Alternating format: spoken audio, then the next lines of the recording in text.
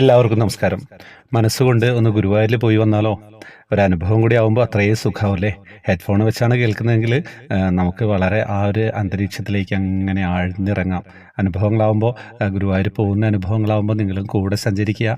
എല്ലാവരും കൂടെ ഒന്നിച്ചാണ് ഗുരുവായൂർ പോകുന്നതെന്ന് വിചാരിക്കുക കേട്ടോ. ഗുരുവായൂരപ്പാ ശരണം. എല്ലാവരുടെയും അനുഭവ കഥ കേൾക്കുമ്പോൾ എനിക്കുണ്ടായിട്ടുള്ള അനുഭവങ്ങൾ കൂടി പങ്കുവയ്ക്കണമെന്ന് തോന്നി. ചിലപ്പോൾ നിസ്സാരമായി തോന്നിയേക്കാം. എൻ്റെ പേര് ശോഭലത. തിരുവനന്തപുരത്താണ് താമസം. 2022 മെയ് മാസത്തിൽ നടന്ന സംഭവമാണ്. ഞാനും മോളും കൂടി 3 ദിവസം ഗുരുവായൂരിൽ ഭജന ഇരിക്കണമെന്ന് ആഗ്രഹിച്ചിരുന്നു. അതിനുവേണ്ടി റൂം ബുക്ക് ചെയ്തു. എന്നാൽ അമ്പലത്തിനടുത്ത് തന്നെ ഒരു ബന്ധു താമസിച്ചിരുന്നു. അവരുടെ വീട്ടിൽ താമസിക്കണമെന്ന് അവർ ആവശ്യപ്പെട്ടിരുന്നു. ഭജന ഇരിക്കുമ്പോൾ അമ്പലത്തിൽ നിന്നുള്ള നിവേദ്യച്ചോറ് വാങ്ങിക്കഴിക്കാമെന്ന് ഉദ്ദേശിച്ചിരുന്നെങ്കിലും അന്വേഷിച്ചപ്പോൾ അന്നലക്ഷ്മി ഹാളിൽ നിന്നും ഭക്ഷണം കഴിച്ചാൽ മതി എന്ന് പറഞ്ഞതുകൊണ്ട് അവിടെ നിന്നാണ് ഭക്ഷണം കഴിച്ചത്. കൃഷ്ണനാട്ടം കണ്ടു കഴിഞ്ഞ് ബന്ധുവിൻ്റെ വീട്ടിലേക്ക് പോകാൻ ബുദ്ധിമുട്ടാണ്. അത് പറഞ്ഞെങ്കിലും അവർ സമ്മതിച്ചില്ല. മനസ്സോടെ അവിടെ താമസിക്കാമെന്ന് ഞാൻ സമ്മതിച്ചു. എന്നാൽ എൻ്റെ പൊന്നുണ്ണിക്കണ്ണൻ അത് സമ്മതിച്ചില്ല. ഞങ്ങൾ ഗുരുവായൂർക്ക് പോകാനിറങ്ങിയപ്പോൾ എനിക്ക് അവരുടെ ഒരു ഫോൺ കോൾ. അവരുടെ ആരോ മരിച്ചുവെന്നും അവർ നാട്ടിലേക്ക് പോവുകയാണ്, 16 ദിവസം കഴിഞ്ഞേ മടക്കുകയുള്ളൂ എന്നും പറഞ്ഞു. ഭഗവാന്റെ കാരുണ്യമല്ലാതെ മറ്റൊന്നുമല്ല. ഞങ്ങൾക്ക് സമാധാനായി. 5 ദിവസം അമ്പലത്തിലെ എല്ലാ കാര്യത്തിലും പങ്കെടുക്കാൻ കഴിഞ്ഞു. അവിടെ എത്തിയപ്പോഴാണ് അന്നത്തെ ദേവസ്വം ഓഫീസർ എൻ്റെ സുഹൃത്താണെന്ന് മനസ്സിലായത്. അദ്ദേഹം ഒരു ചേച്ചിയെ കൂട്ടിന് തന്നു. അങ്ങനെ 3 നേരവും സുഖമായി കയറി തൊഴാൻ സാധിച്ചു കേട്ടോ. ഗുരുവായൂരെത്തിയപ്പോൾ ഭഗവാൻ തന്നെ കൂട്ടിനായി ഓരോരുത്തരെ അയച്ചു. അങ്ങനെ ഭഗവാന്റെ കൃപാകടാക്ഷം അനുഭവിക്കുകയും ചെയ്തു. പിന്നീട് ഒരിക്കൽ ഞാനും എൻ്റെ കൂട്ടുകാരിയും കൂടി കണ്ണനെ കാണാൻ പോയി. ഗുരുവായൂരിലെത്തിയപ്പോൾ ഉച്ചയായി. പടിഞ്ഞാറേ നടയിൽ കൂടി അമ്പലത്തിൽ കയറി. ക്യൂ ഇല്ലായിരുന്നെങ്കിലും അകത്തേക്ക് കയറ്റിയില്ല. വൈകിട്ട് കയറി തൊഴാ എന്ന് വിചാരിച്ച് തിരിച്ചു നടക്കുമ്പോൾ ഒരാൾ വിളിച്ചിട്ട് അമ്മമാർക്ക് കയറാൻ പറ്റിയില്ലേ എന്ന് ചോദിച്ചു.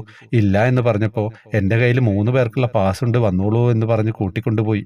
അകത്ത് കയറ്റി തൊഴുതിട്ട് പുറത്തിറങ്ങിയപ്പോൾ കൊടിമരത്തിൻ്റെ എതിർവശത്തായി കുറേ മയിൽപ്പീലികളുണ്ടായിരുന്നു. അതിൽ നിന്ന് മയിൽപ്പീലി കൂടി തന്നു. ഞങ്ങളുടെ സന്തോഷം പറഞ്ഞറിയിക്കണോ? അവിടെയും ഭഗവാൻ അനുഗ്രഹിച്ചു. 3ാമത്തെ അനുഭവം പറയട്ടെ. ഇത് 25 ജൂലൈ മാസത്തെ സംഭവമാണ് കേട്ടോ. എനിക്ക് പെട്ടെന്ന് അസുഖമായിട്ട് ഹോസ്പിറ്റലിൽ പോകേണ്ടി വന്നു. ഞാനും മോളും മാത്രമേ ഉണ്ടായിരുന്നുള്ളൂ. Heart beat കൂടിക്കൊണ്ടിരിക്കുന്നു. 162 വരെ എത്തി. മോള് ആകെ സങ്കടപ്പെട്ട് പുറത്തു നിൽക്കുന്നു. രാവിലെ 6:30 ഹോസ്പിറ്റലിൽ എത്തിയതാണ്.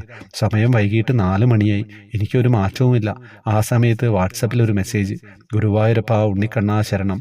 എൻ്റെ മോൾ സങ്കടത്തോടെ ഭഗവാനെ വിളിച്ച് കരഞ്ഞു പ്രാർത്ഥിച്ചു. അല്പസമയം ഡോക്ടർ പറഞ്ഞു, ഇനി പേടിക്കണ്ട, ഹാർട്ട് ബീറ്റ് കുറയാൻ മെഡിസിൻ കഴിച്ചാൽ മതിയെന്ന്. വൈകുന്നേരം 6:30 ഡിസ്ചാർജായി വീട്ടിലെത്തി. ആ സമയത്ത് ആരാണ് ആ മെസ്സേജ് അയച്ചതെന്ന് അറിയില്ല. അതിനു മുമ്പോ അതിനുശേഷമോ ആ നമ്പറിൽ നിന്ന് മെസ്സേജ് വന്നിട്ടില്ല. പൊന്നുണ്ണിക്കണ്ണൻ ഗുരുവായൂരപ്പൻ അദ്ദേഹത്തിൻ്റെ സാന്നിധ്യം അറിയിച്ചതാണെന്ന് ഞാൻ വിശ്വസിക്കുന്നു. ഭാഗവത സത്യം പ്രവൃത്തി ഗുരുവായൂരപ്പ ഗ്രൂപ്പിലെ ജയശ്രീ എന്ന പേരുള്ള അമ്മയാണ് അയച്ചതെന്ന് പിന്നീട് മനസ്സിലായി. ആ സമയത്ത് അങ്ങനെ ഒരു മെസ്സേജ് വന്നപ്പോൾ എൻ്റെ മോൾ അനുഭവിച്ച മനസ്സന്തോഷം പറഞ്ഞറിയിക്കാൻ പറ്റില്ല. ഗുരുവായൂരപ്പൻ കൂടെ ഉണ്ടെന്നതിലുള്ള വേറെ തെളിവെന്താണ്? സത്യം പറഞ്ഞു കഴിഞ്ഞാൽ 3 അനുഭവത്തിൽ അവസാനത്തെ ഭാഗം ഗംഭീരായില്ലേ. അങ്ങനെ പ്രാർത്ഥിച്ചിരിക്കുമ്പോൾ എവിടുന്നാണെന്നറിയില്ല ഒരു മെസ്സേജ് വരുന്നു, കണ്ണനെ പ്രാർത്ഥിച്ചുകൊണ്ടുള്ള. പിന്നെ കണ്ണൻ കൈവിടുമോ? പിന്നെ കണ്ണൻ പറഞ്ഞു കുറച്ച് ഗുളിക കുടിച്ചാൽ മതി കേട്ടോ. ഡോക്ടറെ അടുത്താണ് നമ്മൾ പോകുന്നത്. ഡോക്ടർ ഭഗവാനാണ് കൊണ്ടുവരുന്നത് അല്ലേ. അപ്പോൾ അതൊക്കെയാണല്ലേ നമ്മുടെ മനസ്സിന് അത്രയും സന്തോഷം നൽകുന്ന അനുഭവങ്ങളാണ് ഇതൊക്കെ. എന്താ സുഖം ഇതൊക്കെ വായിക്കുമ്പോൾ തന്നെ. പ്രത്യേകിച്ച് ഈ തണുപ്പ്, എനിക്ക് ഭയങ്കര തണുപ്പുള്ള അന്തരീക്ഷം അത്രയും സുഖമാണ്. വായിക്കാനും നമുക്ക് ജോലി ചെയ്യാനും ഒക്കെ ഏറ്റവും പോസിറ്റീവായിട്ടുള്ളൊരു അറ്റ്മോസ്ഫിയർ ആണല്ലേ. ക്ഷേത്രത്തിൽ പോയി വന്നിട്ടും അതിൻ്റെ ഹാങ് ഓവർ മാറുന്നില്ല. ആ ചന്ദനത്തിരിയുടെ സുഗന്ധമൊക്കെ ഇപ്പോഴും ഉണ്ട്. അപ്പം എല്ലാവരിലേക്ക് എത്തിക്കുക. വാട്സപ്പ് ഗ്രൂപ്പിലേക്ക് വരാം, ജോയിൻ ബട്ടണിലൂടെ വരണം. കഴിയുന്ന ദിവസമൊക്കെ നമ്മൾ കൃഷ്ണ വിഗ്രഹങ്ങൾ സമ്മാനം നൽകുന്നുണ്ട്. വേറെ വിശേഷങ്ങളൊന്നുമില്ലല്ലോ. ഹരേ കൃഷ്ണ.